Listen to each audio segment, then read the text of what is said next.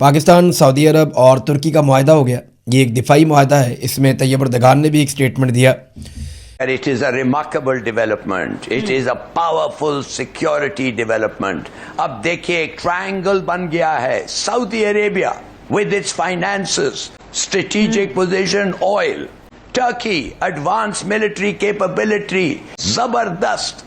और पाकिस्तान ने सऊदी अरब से 15 साल की मुद्दत के लिए $6.7 अरब की रियायती तेल फाइनेंसिंग की सहूलत हासिल करने के लिए दरख्वास्त की थी। इस पर बताइएगा कि अब इस मुआहदे के बाद क्या लगता है आपको, ये दरख्वास्त जो है वो मंजूर हो सकती है? ये उसमें समझ लें कि पाकिस्तान की लॉटरी निकल आई है। अच्छा, पाकिस्तान जो है उसकी मईशत अब जो है वो चेंज होने वाली है। कोई नहीं बता सकता कि अल्हम्दुलिल्लाह पाकिस्तान कहाँ स्टैंड कर रहा है। अब जो ये मुआहदा हुआ है जिसके तहत किसी भी एक मुल्क पर हमला हो, जो हमारे सऊदी अरब के साथ भी था, वो तुर्किया भी इसके अंदर शामिल हो गया है। किसी भी एक मुल्क पर हमला होगा, ये तीनों मुल्कों के ऊपर तसव्वुर किया जाएगा हमला। ईरान भी बड़े गौर से इसको देखेगा और ईरान शायद ये नहीं चाहेगा कि इस किस्म की कोई सिचुएशन क्रिएट करे ईरान जिससे ये मुआहदा जो है ये एक्टिव हो जाए।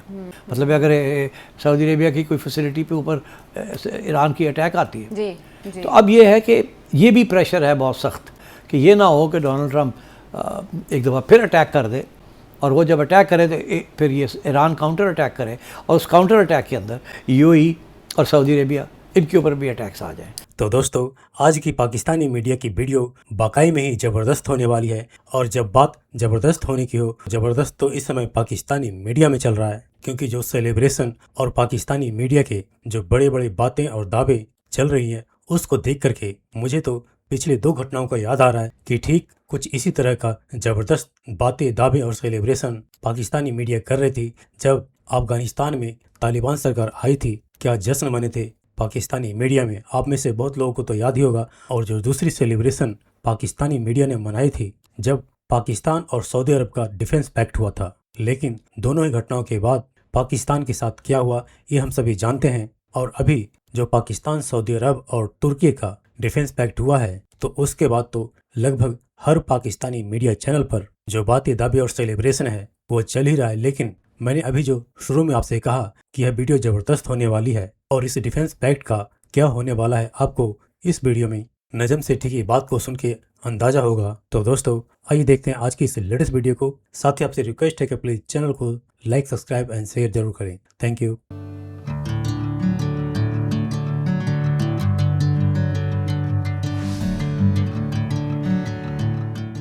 पहले तो 2 तरफा मुआहदा था सऊदी अरब और पाकिस्तान के दरमियान, लेकिन अब उसमें तुर्की भी शामिल हो चुका है। और उसकी जो स्टेटमेंट्स हम सामने आते देख रहे हैं वो ये कि एक मुल्क पर हमला, तीनों ममालिक पर हमला तस्वुर किया जाएगा। ये दिफाई मुआहदा इन तीनों ममालिक के दरमियान हो गया। इससे पहले भी हमने एक इस्लामी इत्तेहाद देखा 31 ममालिक का, और इससे पहले भी हमने एक सह अफ्रीकी इत्तेहाद की बाज़गश सुनी थी इमरान खान साहब के ज़माने में। लेकिन मैं आज आपसे ये जानना चाहूँगी कि इस मुआहदे की कितनी अहमियत है और इसकी टाइमिंग कितनी अहम है।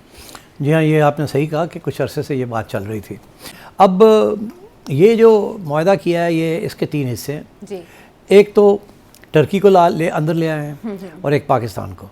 अब पाकिस्तान के साथ तो पहले मुआहदा था जी। तो अब इसकी फिर क्या ज़रूरत पड़ी? क्या वो मुआहदा ख़त्म हो गया और उसकी जगह पे ये आ गया?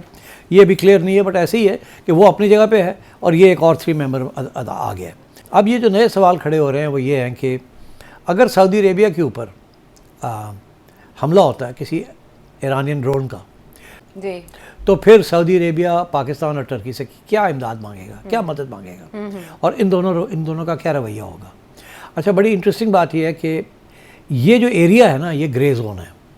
ये बताया ना जाए किस सिचुएशन में टर्की जो है सऊदी अरेबिया की इमदाद करेगा और किस सिचुएशन में पाकिस्तान करेगा और कैसे करेगा। मगर मेरा ये ख्याल है कि बिहाइंड द सीन्स इन तीनों ने भी फैसला कर लिया कि किस किस्म की सिचुएशन के अंदर ये किस किस्म की इमदाद देंगे, ताकि उस वक्त अगर सऊदी अरेबिया के ऊपर कोई अटैक वो हो या असासों के ऊपर हो ईरान की, तो क्या फिर रवैया होना चाहिए ताकि उस वक्त कन्फ्यूजन ना हो।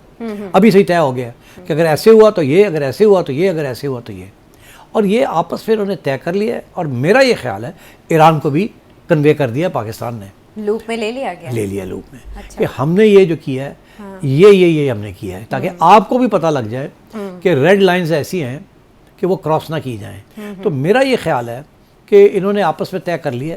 अच्छा। ये अंदर की बात रहेगी, मगर जो इंडिया है उसको भी इतला हो जाएगी कि मजबूरियां क्या हैं सऊदी अरेबिया की, और इधर भी इतला हो जाएगी ईरान को भी कि पाकिस्तान की क्या मजबूरियां हैं। अच्छा। तो रेड लाइंस जो हैं वो ओपनली नहीं डिस्कस की जाएंगी ताकि जो दूसरी साइड है उसको डिफेंसिव ना होना पड़े और वो फिर अग्रेसिव ना हो जाए, मगर I think behind the scenes सबको बता दिया गया है। अच्छा, ईरान और इंडिया का एंगल आपने डिस्कस कर दिया, इजराइल इसको कैसे देख रहा होगा? इसराइल को भी, जो इंडिया जो ये सबको पता है, इसराइल को भी पता लग जाएगा, ये सब वो अमेरिकनों को भी बता दिया जाएगी, ये बात छुपी रहेगी ताकि PORs छुपे रहेंगे ये सारे जो बातें हैं ना क्या एग्जैक्टली ये नहीं बताया जाएगा किसी को भी। अच्छा। मगर इशारे कर दिए जाएंगे कि यहाँ रेड लाइंस हैं कि अगर तो टर्की, इजराइल ने जरूर शो किया है कि वो अगला टारगेट उसका तुर्की है, तो हो इसलिए सकता इन्होंने ये भी डाल दिया बीच में। सो ये एक डिटेरेंट है, एक रेड लाइन है for America, for Iran and for Israel. और ये सऊदी अरेबिया ने भी रेड लाइन दे दी है। तो इसलिए I think the ball is in Iran court. अब ईरान इसको कैसे इंटरप्रेट करेगा? मेरा ये कहना है कि ईरान भी बड़े गौर से इसको देखेगा और ईरान शायद ये नहीं चाहेगा कि इस किस्म की कोई सिचुएशन क्रिएट करे ईरान जिससे ये मुआहदा जो है ये एक्टिव हो जाए। और अगर एक्टिव हो गया तो डिफेंस के अंदर ऑफेंस भी होता है, मतलब अगर सऊदी अरेबिया की कोई फैसिलिटी पे ऊपर ईरान की अटैक आती है जी, तो फिर Iran Saudi Arabia will hit back.